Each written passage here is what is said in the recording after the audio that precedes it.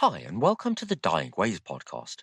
Today's episode is the first discussion between Dale Heim, South African author of Dying Ways and a palliative care nurse intent on getting people to discuss death before it's too late, and Sonja Koening, a Texan death doula and chaplain who's developed many workshops and certifications to train people in end-of-life journey management. Due to a technical glitch, we begin while Sonja is explaining how she first came into the field. It was in 2010, 2011, somewhere around there. So she gave birth to her son and she flatlined. They brought her back. And then she was only able to function as an 18-month-old. And I have been knowing her since she was a teenager, an early teenager. Maybe an early teenager. Because I used to be her choir director, her Sunday school teacher. So we got a lot of history. And as she grew older, she was a nurse practicing in the military. And when she passed away, because I took care of her for 4 years with her parents, I was there helping her. Before she had her baby, my two boys and I used to travel about an hour and a half once a week to go visit her to help her out. And, that's a commitment. And when she died, I wasn't able to talk to her while she was these 4 years because she only functioned as an 18-month-old. And I really wanted to have that last conversation with her. And I was really heartbroken because my friend was gone. But in the night, she came to me in a dream. I had a dream about her that night. And in that dream, we talked. I don't know what we talked about, but I just know we talked. And we had a long conversation. And then I heard a voice say, "Xavier, it's time for you to come home now." And she got up from the picnic table, started to walk away. Then she turned around and looked at me and she pointed at me. And she said, "Now go do what God has told you to do."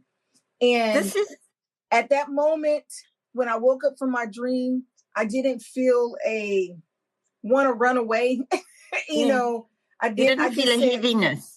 Yes, I had peace and I just embraced what I was supposed to do. And I've been enjoying it ever since. I stopped running from it and trying to find excuses and ways around it. Makes complete sense. Yeah, and I just embraced it. And now it's like, I feel like that is my purpose. I might get a little emotional in this conversation because this is a very passionate I have calling. A lot of passion for this. Yes. And Sonja, may I ask you a question? Did you read my book at all, Dying Ways?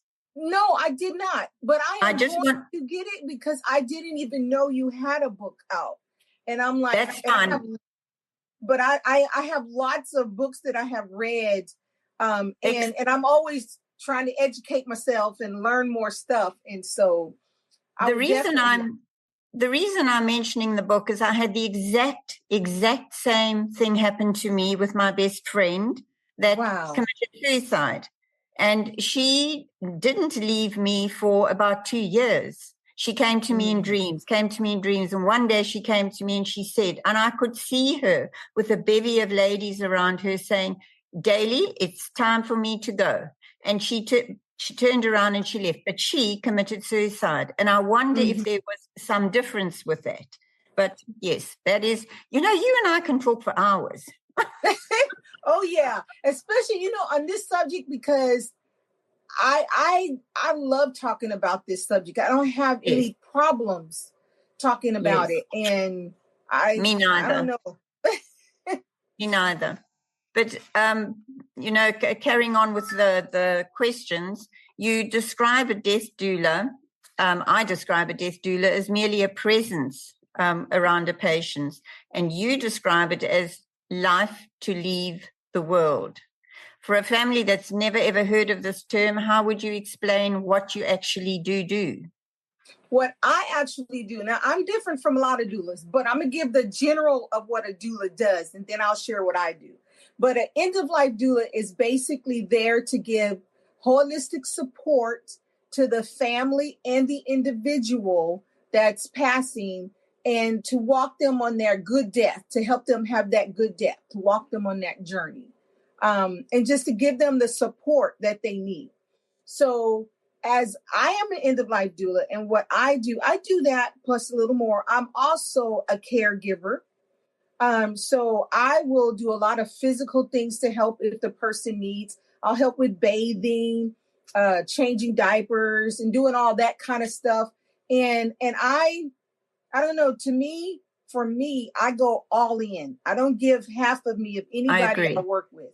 I go all in. And so I am not just there. I support the individual. I support their family. I give them emotional, spiritual, mental, physical, psychosocial support, and just be there for them. I'm not hospice, but I do work with hospice. Yes. If a family has hospice, then I will walk alongside them. I will basically be the extra eyes and ears for hospice. I will guide the family on what they need to ask hospice, help them in their wording. If they need understanding of the different medications. Now, an end-of-life doula is non-medical. That's right. So we don't deal with the medical. I do know some medical, but I don't know a lot. But I know some. But I'll help explain the different medications and why they're on that. And if they have an issue where, I think we need to increase it. So I will tell them, well, let's talk to your nurse, your hospice nurse.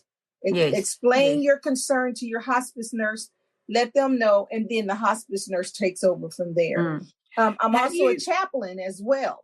So that is a whole different question for me. But let's stay with the medical side. Okay. Have you also found that your patients who are very close to death, or let me rephrase that question, what do you find their biggest fear is? A patient is now facing imminent death. What have you found their biggest fear is? The biggest fear is the unknown. The unknown, but pain. Yeah. Every patient says to me, sister, how am I going to die? What am I going to? And this is where you will talk about a doula. And if hospice is involved, yes, then we've got a patient who is being looked after from a medical side and also a supportive side. Would you agree with that? Yes, ma'am, because I've had some patients that were not on hospice, and so they were working with their doctors. And so I would tell them, ask your doctor about this type of medication. Would that help you? Because some people don't want to be on hospice because they don't understand hospice or they're not comfortable with hospice. They're frightened. And so they're right. And to them, hospice means I'm going to die. I'm dying. Well, I'm like, yes, you are going to die. But in their minds, hospice means that's it. That's right. Which is not always true. It is not always true because you can be on hospice for a long time. I've had people on hospice for 3 and 4 years. But, on the non-medical side, it's just encouraging them, explaining to them, helping them to find peace and not fear because they're afraid, am I going to hurt? Is it going to be hard for me to breathe? What am I? And so I try to ease their mind and explain to them, everybody's different, but these are some signs. These are some things you can expect. Yes. But when it comes to the faith, faith is everyone's got differing beliefs. So your work is explicitly grounded in Christianity. And you say God called you to do this. But I come from a Hindu influenced background. And I'm not quite sure how you navigate sitting with the patient. Let's call it a patient, not a client. How do you navigate sitting with a patient whose beliefs are radically different to Christianity? Oh, I've experienced that. And you know what? I tell them from the beginning, when we first start, I let them know I am a Christian, but that does not mean that I cannot serve you. That does not mean I cannot love you. I have some people that have said, I don't want to don't talk to me about Christianity. And I'm like, fine, we won't go there, but I will still I love you. I love you to the moon. It's not about me and it's not about my faith. If they want to talk to me about it, I will talk to them, but I'm not going to initiate it. I will allow them because I had one client or one patient. She's told me straight up, I don't want any Christian trying to convert me. I don't want to talk about Christ. I said, that's fine. We don't have to. I said, but let me tell you something. I am not going to go there. But if you address it with me, if you initiate it, then I'm going to talk to you about it. But if you don't initiate it, I'm going to respect that.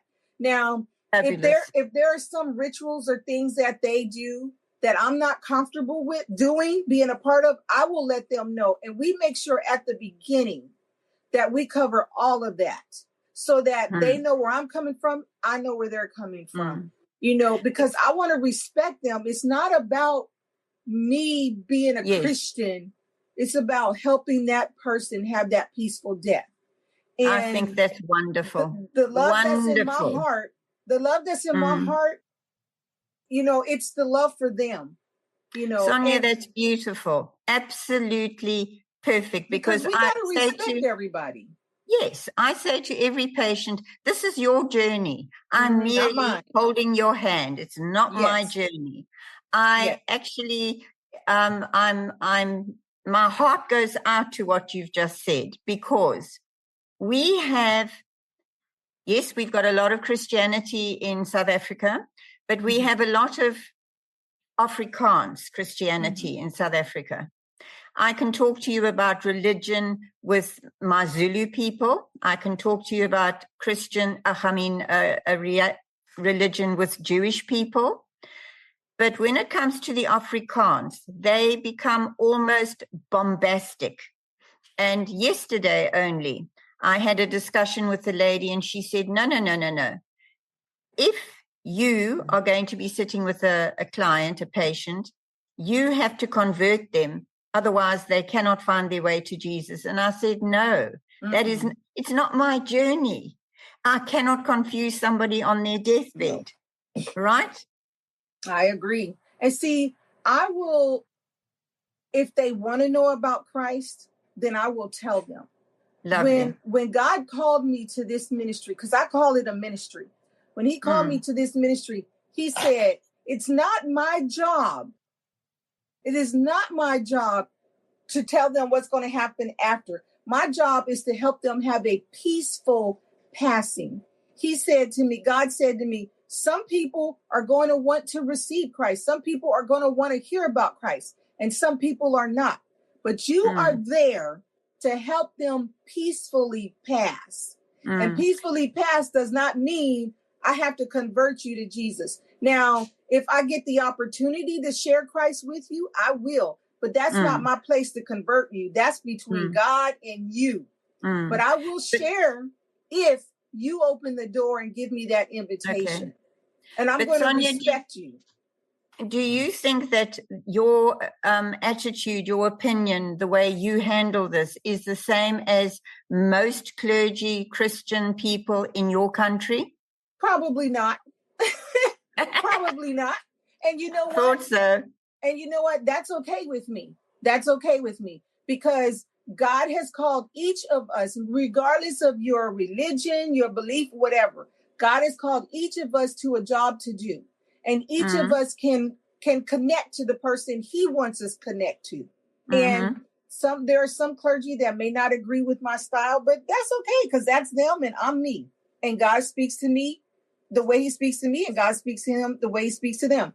But I'm going to honor what God has called me to do and honor the persons and the families that I'm working with. And I'm not going to push my beliefs on them. I respect that. Do you think that we need to be training the pastors out there in South Africa, USA? Do you think we should be training them?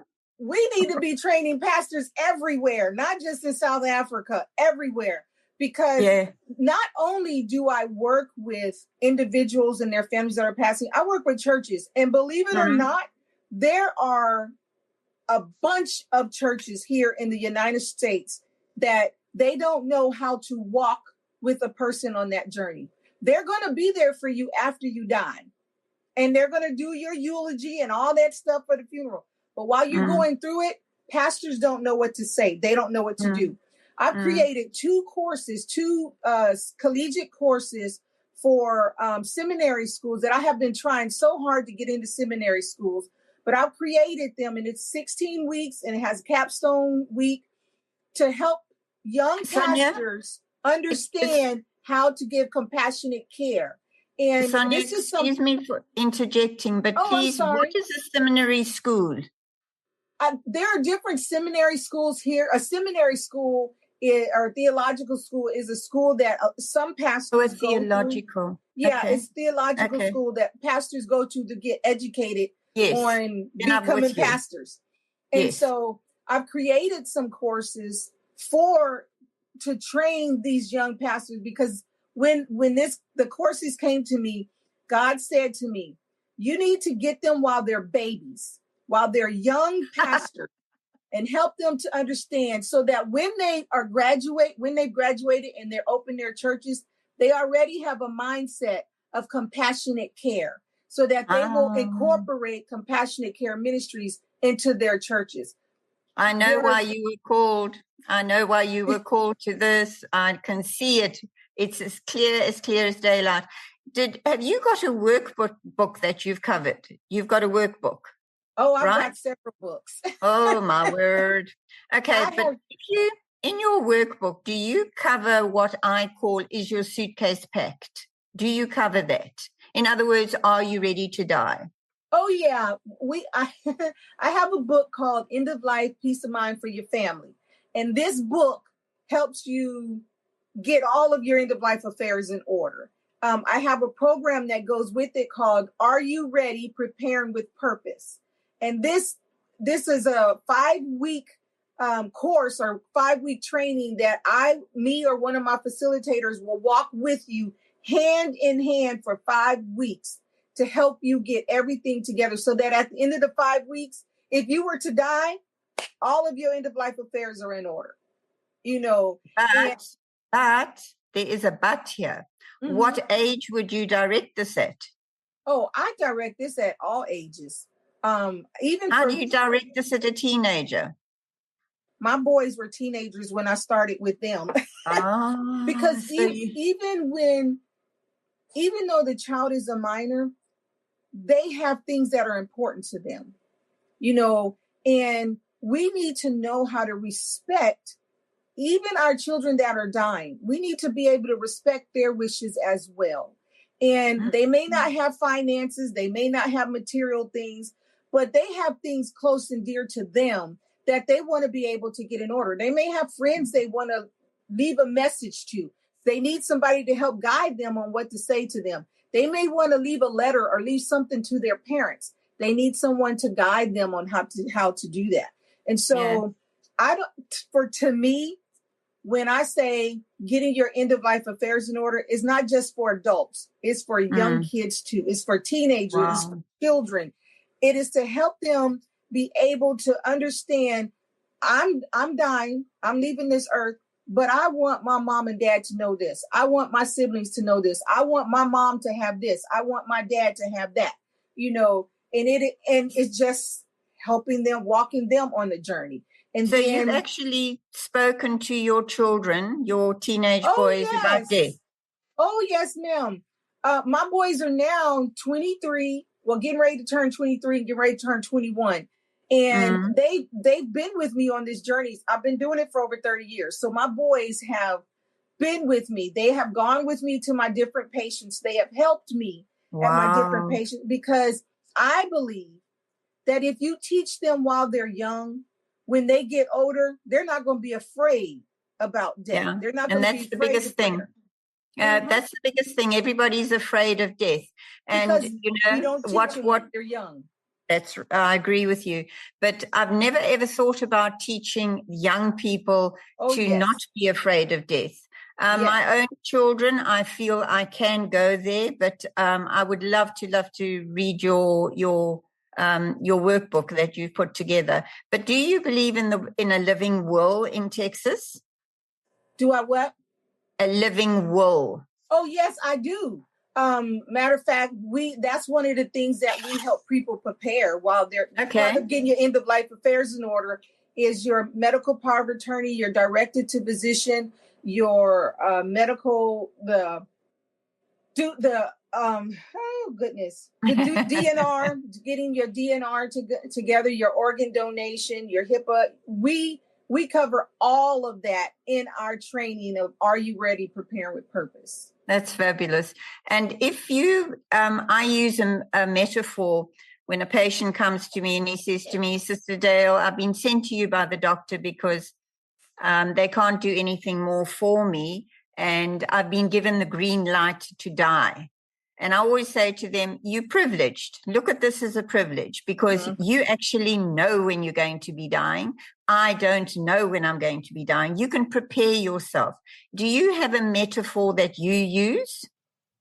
No, not really. I just, not really. Other than more than a casserole.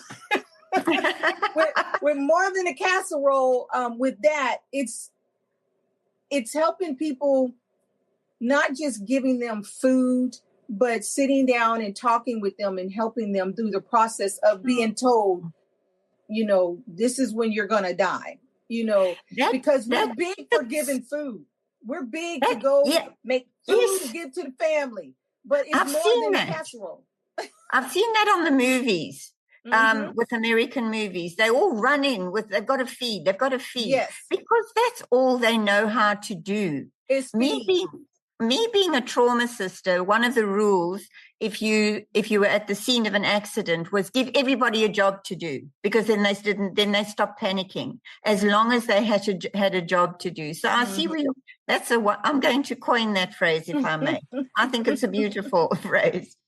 When a person comes to me and tells me, the doctor just diagnosed me with this terminal illness, I have this much time to live, I'm like, so let's start living. Yeah. Don't just, yes, you've been diagnosed, but let's just start living. And so in living, let's sit down. What do you have in order for your family? Yes. What do you, and let's live, my brother just passed away April the 1st of this year, and my older brother, and he had 16 years of kidney failure and then 14 years of being on dialysis. And all that time I have been telling him, hey, bro, we need to get your end of life affairs in order. He would say, why do you always put me in the ground? I'm like, I'm not trying to put you in the ground. I'm trying to get you prepared and get ready.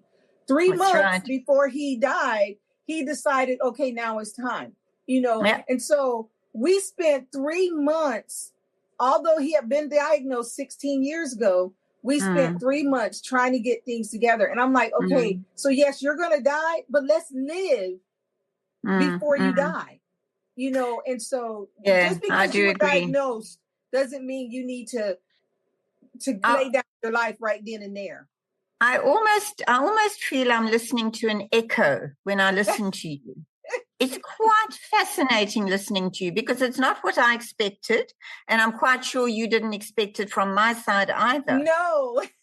Yeah, this is very interesting. But another interesting question is about cultural taboos. Our Black people here, they believe in witch doctors and they believe in their ancestors. So I will give you a beautiful example of a Zulu person that I know well, and I grew up with Zulus. My best friend was a Zulu lady, and I know their culture. I don't know all the other African cultures, but I know the Zulu culture. They believe that their ancestors are more important than anything that you can tell them is more important when they die. So when somebody in their family dies, they know that that person is going to be an ancestor and is going to take care of them from the other side. And for example, they have to have a tombstone because they don't want a truck driving over the burial ground. And they've got a lot of other taboos or beliefs. Their ancestors, they don't talk about God. So they will be Christians all their life, but they will bury their dead according to their tradition. Do you have the same in the States? Yes, we do. We have a lot of, because we have a lot of different cultures here. So we got a lot of different traditions. But I know here in Texas, it's a very high Hispanic, Latino population here. And I know they have their different rituals, like putting there's I don't really get into all the rituals because I don't believe them, but I don't discourage them, and I don't. Yes. If a family wants to put something up under the bed, then I let them do that, because this is not. It's once again, it's not about me, and I let them know. I let them know that is not. I don't believe in that, but if that's what you believe in, and if that's what you do, then go ahead, do what you feel like you need to do. And when I think it's an egg or something that they put under the bed, and you will be told, do not touch it. Do not. And you know what? I won't touch it. No, I'm not going to me, no matter how much someone's ritual or belief may seem odd or outlandish, that is their belief. I'm not here to change their belief. I am here to help them have a peaceful passing. Now, I may pray quietly to myself. Yes. I may pray for them, but I am not going to come in and try to change their belief. I'm going to respect their belief. If I need to step out so that they can do whatever it is they need to do, then I'm going to step out. And while I'm out there, I'm going to give them their space, but I'm going to be praying for that loved one that's dying at the same time. I agree. Another question, if I may. I often find with my patients that they have not done the preparation. They have not got their suitcases packed. So they have not prepped to die. And even a good friend of mine who we went through all the rituals of getting her house in order, saying how she wanted to be buried, what she wanted at her memorial. And her daughter still took over the entire service at the end of the day. Do you ever find you don't have a good death because the family have interfered? Yes, I have found that. And when I have situations like that, I will talk to the family. And I will ask them, I'll first try to get to know their relationship with whomever that person is that's dying or that have passed, and ask them, is it important to you to be able to honor your mom or honor your dad? And your mom had said she wanted blah, blah, blah. If you think, and I want you to think about this, if you do this, what your mom had asked for, do you feel like that's honoring her, or is that dishonoring her? And so I help them, instead of telling them, no, this is what your mama wants and you need to honor what your mama said. I will help them process and think about, you say you love your mom and you want to honor her. So how can you honor her in this time? And I try to help the family. I mean, because you get some that say, nope, this is how I'm going to do it. And I'm like, okay, if that's how you want to do it, but this is how mom had asked. Yeah. I wish I'd had you here about 4 weeks ago when Carol died, because her daughter took over and it was not a very good, it wasn't a very good happening in our life. And I don't know if it wasn't courage or what it was, but I didn't think I should intervene. But listening to you, I know I should have actually intervened. Now I'm feeling very sad that I didn't intervene. I'm going to be the one who's close to tears now. And one of the things I tell my patients, have that family meeting. Yeah. Sit down with your family and tell them this is what your wishes are. And if you don't know how to do that, part of my Preparing with Purpose, we have a section where we're teaching you how to sit down to have that family meeting. And then if you need help, then I will be there with you to help you have that family meeting. But a lot of times we have situations like that because the loved one did not sit down with their family and verbalize. My mother and father, so there's 8 of us kids, and my mom and dad, they've been married 65 years, and at their 60th or 59th anniversary, they sat down with us, all 8 of us, 9, including my adopted sister, sat down with all of us. And we had that family talk so that mama and daddy made it very clear to all of us, this is what they want. These are their wishes. I have a 3-inch binder of all the information about my parents that I need. My mother has her funeral program already created. Fabulous. All I got to do is go to Canva and put in, slide in places, but everything's, and if we have those conversations with our families, that prevents what happened to your friend. We've got to encourage families, the loved ones, to sit down and have that family conversation, as difficult as it may be, because you will get some kids that will say, well, Mama, I don't want to talk about this. I don't, we don't want to. And Mama needs to be able to say, I understand that. But Mama wants to make it very clear what her wishes are, so that you do not have to stress over, what do I do? What, I'm letting you know now, and we need to do that more often. But Sonja, this is a very difficult one for me. Dying children. Have you had much experience with dying children? Yes, I have. And it was. And how do you handle it? I garden. It was very hard, but very difficult. I have to remember to think about the child and what they're experiencing, and think about the parents at the same time, and be a part of support to both of them. And it is very difficult. I think it's harder when you're with a dying child than when I'm with a senior that's dying, or an adult that's dying. Totally. To me, it's a lot harder with the child. But I can't even do it. But when the way I look at it, I don't know, because this is a ministry God has called me to, and I have to, before I go in, talk to Him first. Okay, God, I'm going to need you to help me with this, so that I can. And when I'm with that child, I will let them know, look, Miss Sonja might get a little emotional, and I'm sorry if I do, but it's only because I love you and I care about you. And we're going to go through this journey together. Wow. I'm going to walk with you together. And then I just pull a lot of my strength on God to help me through it, because it gets difficult. But yes, true. But children, and I don't gel with children. But there is the question with your program that you are doing, and it seems like an incredibly thorough program. What about the patient, or rather the family that are left behind? For example, the wife dies and the man is alone. Do you have a program where you cope with that particular person that's left behind? Well, we have a program called Life, Legacy, and More.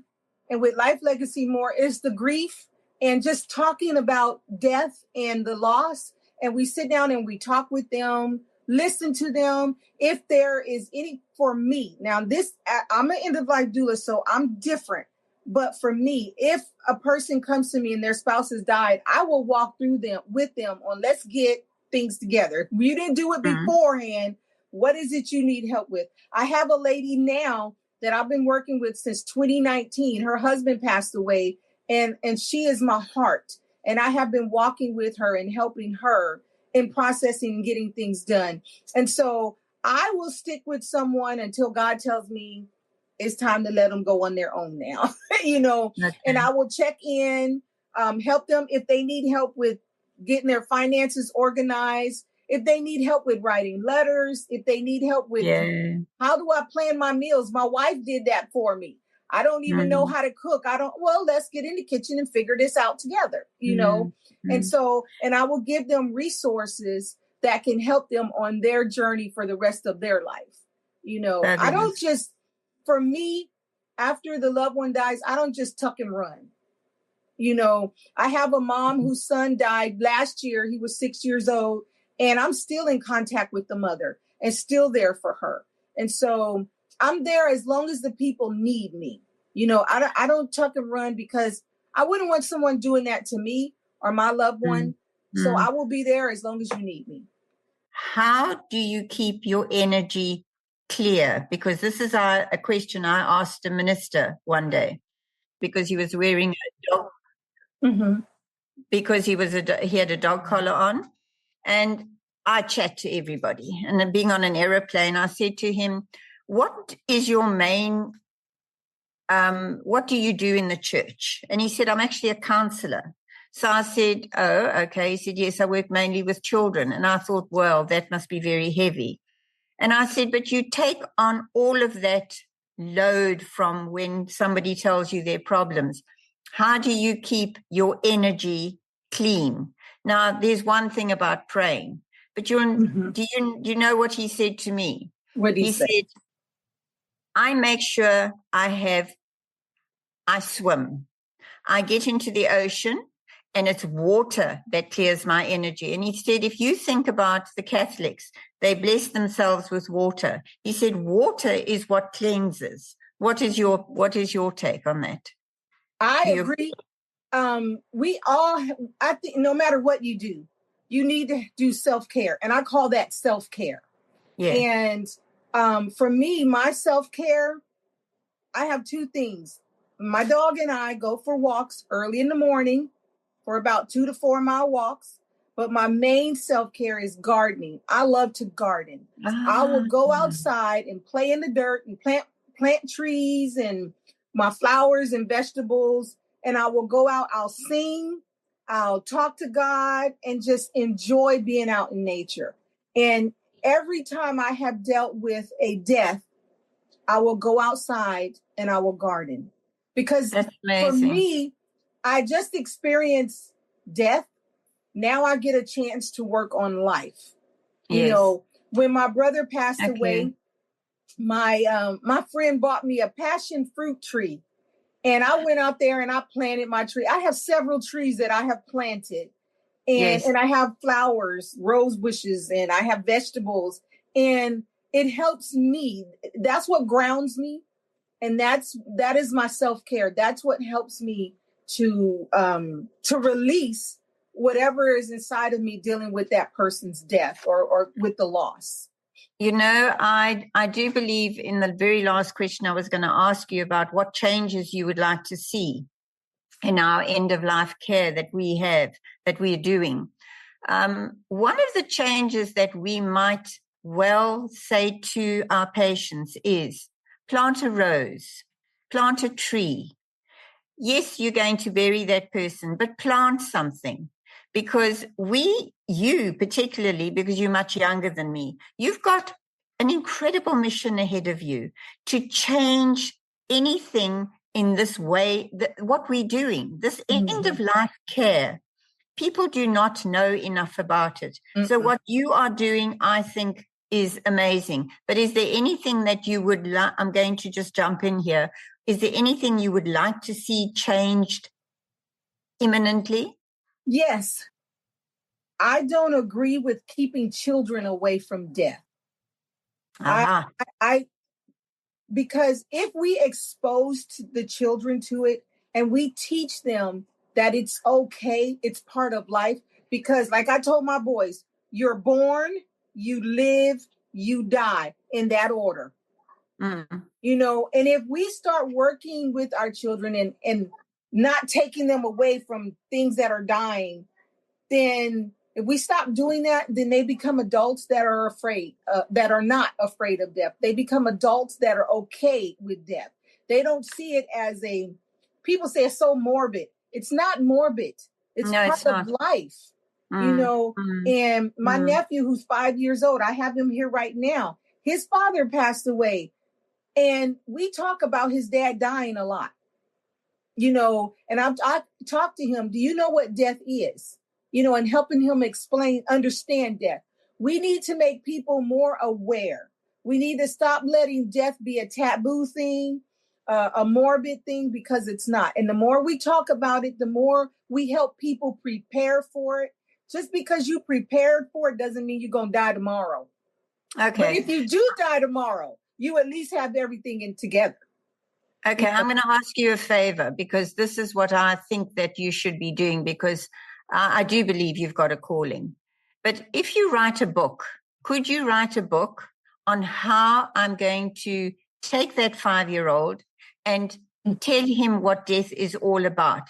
But Sonja, here is the key point. You can't make it all about Christianity, right? Because then it's not going to be for everybody. I agree. Can you see that? Yes, and I agree with you. It needs to be, one thing I have learned, I can share my Christian beliefs, but don't do it in a way where it's bombarding people. Yes. Yes. I can share the love that I have, and they don't know that I'm Christian unless I tell them, because love is universal. It is not just designated for one religion. And yes, I do agree that, if that is a book God has called me to write, yes, I probably will put something in there, but it'll be worded in a way where they see love, not, oh my gosh, she's throwing Christian down my throat. No, because that's not the purpose. Yeah. The purpose is to show you that you are loved, you are important, and what you're experiencing is okay. What you're experiencing, you can make it through. Even for children, you lost your mom, your dad, even your dog, because even if they lose a dog or a fish, that's important to them. And that's like losing a mom and dad to them. So we've got to be sensitive to that. But another very difficult question is, you don't believe in reincarnation. So what actually happens when a person takes their last breath? How do you explain that to a child? I tell them, sweetheart, that is between them and their creator. I know as a Christian, this is what as a Christian as I believe.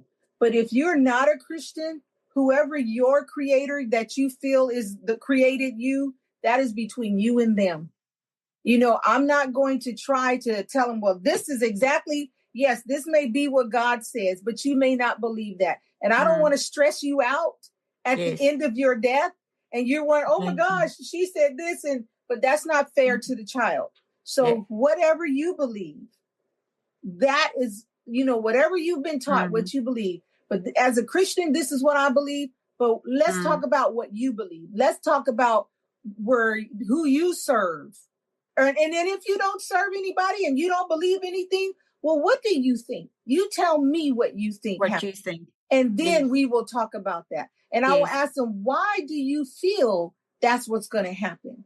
And I'm helping them to process it, not putting my ideas into their head, but helping them pull out their idea of what they believe and not adding more stress onto them, because children are they're more vulnerable when it comes to death than adults are, because they haven't lived long enough, so they don't understand a lot of things.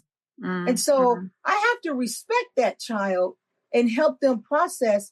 And if they ask me, well, what do you believe? And I will tell them, you know what, sweetheart, this is what I believe, but that's not what's important right now. What's important right now is what you're going through and what you believe, and for me to help you. Now, if you want to know more about what I believe, I'll be glad to share. But if that's not where you want to go, then we won't go there. If you think about somebody who is on their deathbed and they are having an incredible problem with dying, perhaps they've got a lot of unfinished business that they haven't really covered. And I can't wait for you to read my book. I cannot wait, because you will see that I had a lot of very, very dark issues when I was growing up. I was abused. My brother gave me to his friends as they just used me, and I don't know if he charged money to this day, but I had to go into that and work through those issues. Have you ever, because I had to forgive him. Have you ever dealt with this with a patient that is dying? Yes, I had a man. He was so blessed. So he was not a good husband to his wife and not a good father to his children. And he realized that. But his wife, his ex-wife, allowed him to come to her home and die in her home. And he couldn't understand that, because he was such a bad person to them. And so, and I told him, I said, so let's talk about this. Tell me what kind of a person you were. And so we talked about the kind of a person he was. And I said, so now tell me, in all of that, tell me some good things that you did. And he shared with me some good things that he did. I said, okay, so let's take those good things. And we didn't focus on the bad things, like, yep, those were things you did. But let's look at those good things you did. and he felt, well, she's not going to forgive me. And why do you think she won't forgive you? Have you asked her? Have you talked to her? So I had to help him, guide him into being able to talk to his family and asking his family to forgive him, tell him he was sorry for the way he had treated them. And before that, he was in lots of pain and just anxiety and just not really doing very well. But after he was able to talk about what he did, the good things he did, and being able to tell his family that I'm sorry for how I treated you, his pain level decreased. That's his right. Anxiety decreased. Yes. He was able to peacefully pass in his ex-wife's house with his adult children all around him. He was able to let go. Yes, because when I say that we work with people holistically and I say spiritually, when I say spiritually, it's not just Christianity spiritually. Sometimes spiritually is, I don't know how to forgive. I can't forgive myself because of what I did to so-and-so, or I'm not going to forgive so-and-so for what they did to me. Well, let's work on that. Let's try to get that taken care of. That's what I mean spiritually, because there are a lot of things that people in their spirit that they deal with, and it's making their death agony. Very much so. And they need to be able to release that. So I will sit down and we'll talk through it. Many tears, frustration, but in the end, I'm able to help them walk through that and end up going peacefully. Now, what happens to them when they die, that's between them and God. But I'm able to take them peacefully on that journey so they're not in agony and in stress. I want to tell you that if you and I had to work together, we would never disagree on anything. We'd have respect. We would have respect for it. Not only that, we would have plenty of love. We would have a complete understanding of what the other person is doing. And I have to be very, very honest with you. Women cope exceptionally well in these fields. Women cope exceptionally well. We seem to have a different understanding, and men do not have that understanding. I'm not saying that there's anything wrong with being a man, but women have got a capacity for this job that I'm seeing it in you. And I'm absolutely blown away. This conversation has been nothing like I expected. It's been the biggest pleasure of my life. And I would like to know if you've got a question that you want to direct at me. Yes, I do. So you said you're in South Africa, right? So do they have end-of-life doulas or death doulas there? And if they do, what does the government allow them to do? Because like here in the United States, we're not governed by the government. We have standards that have been set for end-of-life doulas. The government doesn't really recognize us. It's a fairly new term here in the United States. It started, I think, in 2008, 2009.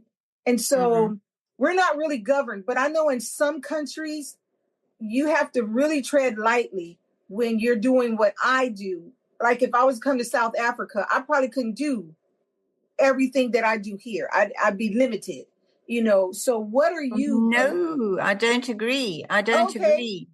Death doulas here, as you said very aptly, that doula came from being with a midwife and being with a mother that was giving birth. And that was all I knew about a doula.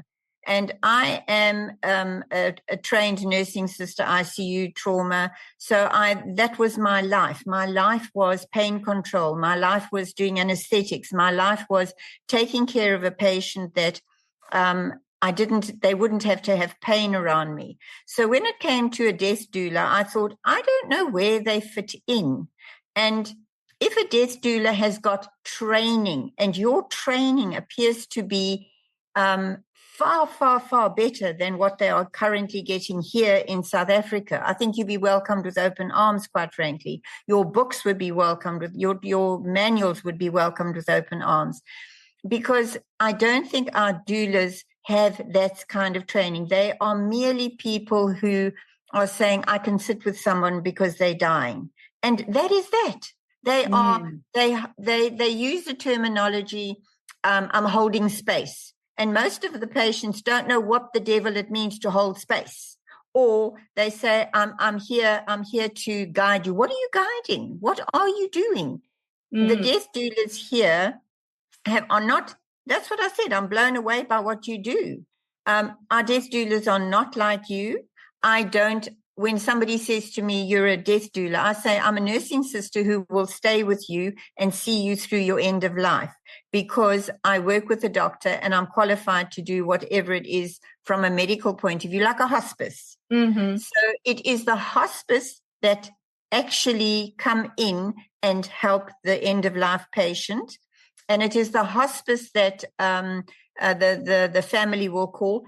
But like your hospice in the States, if I'm calling in hospice, that means I'm dying. I don't want to see hospice. So where do they go from there? You have got far, far, far more training than our death doulas here. And they do something called a death cafe. It is the most absurd thing I've ever attended. I've attended 3, and no one is there to help the patient who has lost someone or who's asking questions about death. It's apparently a place where you all go and talk, but who's talking about what? And I keep saying, but there should be a counselor here or somebody who knows what they're talking about. They won't allow me to talk because they say I'm not a psychologist. So what you are doing, your books and your education level that you have for your death doulas is not the same as ours. What the government, no one recognizes us. They don't get paid. Yeah, they do it for nothing. Now here, I do get paid for my services. There are some death doulas or end-of-life doulas, they do it voluntarily. But I have a business. And also teach people how to be, I have a course where I train people on being end-of-life doulas. And I tell people, because I have some clients that can afford my fee and some that can't, so I lower it, even if it's $5 an hour, because I feel this way. If you pay for it, you're going to appreciate it. Yes. So even if I got to lower it so that a person can afford it, I'm willing to do that. Because for me, it's not based necessarily on the money, but it's based on giving that person support. And absolutely. Everything you said with the holding space and all of that, that's all part, because we have a section in our course, because it's a 16-week training, and we have a section that says holding space. And we teach what does that mean? You know, the ministry of presence, what does that mean? You know, and being an end-of-life doula, to me, it's more than just sitting there with somebody. You know, there's a lot more involved. And you know, in your country, if God ever blessed me to come to South Africa, I want to go, because I'm really curious to see. I'm really curious to see, because I've been to Colombia. I did a presentation or a speech in Colombia, and I'm curious to see in South Africa how the end-of-life doulas work there. You know, because being an end-of-life doula, a lot of times you have to inject who you are. Not just follow some book or follow the training says it has to be like this, because I put a lot of me, and a lot of me is not what other doulas do. You know? I put a lot of me as well. So when I go to a patient, I will pray and I will say, God, I'm walking in here. Please be with me. Show me what it is that I'm meant to be doing. And you will read in my book, I write about a young girl where she will not let her mother die. And I'm so desperate for the mother to die. And eventually I get in my car and then I go back and I say, no. God has said to me, I must come and talk to you, because this young lady needs to know her mother is dying. And long story short, I got a counselor. She saw a counselor and she spent time with her mother for 2 weeks, and then the mother did die. And she came back and she said, Sister, thank you so much for allowing me to spend that time and say goodbye to my mother, because somebody was open. And you cannot talk around in circles in the job that we do. You talk turkey, you talk straight. And that's what I love about you. Even to the patient. You're fabulous. Even to the patient, you have to talk straight. Yeah. I'll give you an example. Like my brother that I love dearly. My brother came to me and he said, "Sis, am I dying?" I'm like, "Yep, you sure are dying." You're dying. He said, "But I don't feel like I'm dying." I said, "Honey, just because you don't feel like it don't mean you ain't." No, you are brilliant. You are dying. And because he has a 5-year-old little boy. And he said, "Well, I want to be here." I said, "Honey, you're not going to be here to raise your little boy." I said, "You're lucky if you live to make April. You're not even going to make April." My mama said, "I guess he showed you he stayed till April the 1st. I'm like, "Yeah, he stayed till April the 1st. Matter of fact, he died on my wedding anniversary, but he stayed till April the 1st. But and with a lot of my patients, I have a patient that, I love him dearly. He was 95 years old. Now, he was so ready to die. He was so ready to die. We were at the hospice hospital, and I was with him for 75 hours, and he kept trying to get out of bed. And I'm like, "Where are you going?" And he kept crying. He said, "Where is Jesus? What's taking him so long? I'm ready to go. Where is he?" I'm like, "Well, just be patient." And he kept trying to get out of bed, and he took a nap, and he woke up, and he looked at me, and he said, "Am I dead yet?" I said, "No."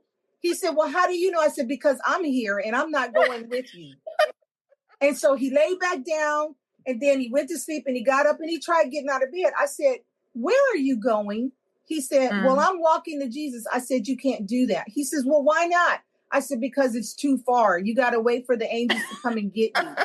He said, "Well, what's taking so long?" And do you know, I left to come home to take a shower, get something to eat. And the hospital called me and said, "He just passed." I'm like, "You wait till I'm gone. And then you're going to pass on me."